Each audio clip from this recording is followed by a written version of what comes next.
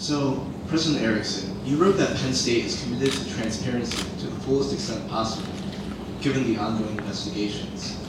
However, many students feel that transparency should encompass more than just the scandal. So that said, what does transparency mean to you? Can you think of any specific ways, not just related to the scandal, that transparency has failed in the past at our university? And how does this new administration plan to handle these issues and improve upon how it was handled previously? Thank you. I think you can see evidence of the transparency. The fact that we're here this evening, this is one of many steps that we will be taking. And next week, next Tuesday, I'll be meeting with the Faculty Senate in an open kind of forum where I will make a short presentation and stand for questions. There will be a forensic session following that. I'll be meeting with staff, and we're talking about a wide range of issues, really. As individuals have questions or comments that they want to bring to my attention about particular issues, my door is open. My email is open. This certainly can be attested to by the more than 3,000 email messages I've received in the last 3 weeks. And I will do my absolute best to get back to you with comments and with reasons why certain things are done. And I know I can speak for my colleagues here who are on the stage as well, that we commit to that kind of openness as well. We will do whatever we can, as I've said, to promote transparency throughout the course of not just the next few months ahead with the several investigations that are going on, but certainly any other aspects as well. Students should feel free, either individually or as groups of students, to approach me or any other members of the administration. And that's a commitment that I make to you.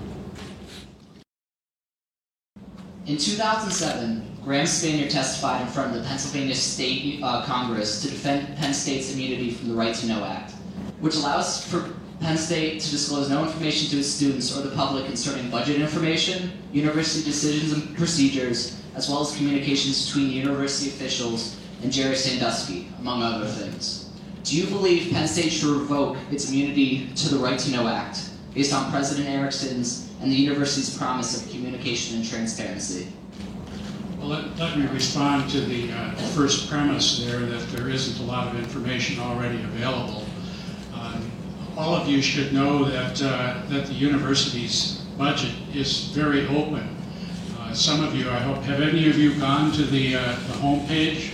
Okay. If you go to the home page and you click on About Penn State, and the next click is the budget, there is a tremendous amount of information there. You can go into your individual program and you can see exactly how they've spent their money, what they've spent on office supplies and what they've spent on travel and what they've spent on salaries and benefits and all sorts of other things. The only thing that you can't find there is the individual salaries or wages of faculty or staff who are employed by the university. But there's a tremendous amount of information there. There's also information on the university's financials in terms of its balance sheet. Perhaps there's too much information. I've asked our director of the University Budget Office to actually go in and create, I call it a primer, but it's really an instruction sheet on how to navigate the budget, so that when individuals go into the university's budget, they can understand what's the difference between general funds or educational in general or restricted funds. Once you know some of those basic ground rules going into the budget, you can learn just about everything that there is to know in terms of the finances of the university. So there is a lot of information out there already. I think one of the keys is to make that information more accessible to more people so that you can understand what's really there. Certainly there's discussion that's taking place in Harrisburg these days and around the Commonwealth about the right to know and so forth. But I have to tell here that right to know doesn't mean right to know everything, because there will still be things that people won't get to know. For example, you've all heard of, or probably even signed when you go to the doctor, the statement about HIPAA, the Health Insurance Portability and Accountability Act. Medical records of people will not be open, student records will not be open, and so forth. So individuals should understand that even under right to know, there are certain restrictions about things that are legally mandated that we have no ability to subvent.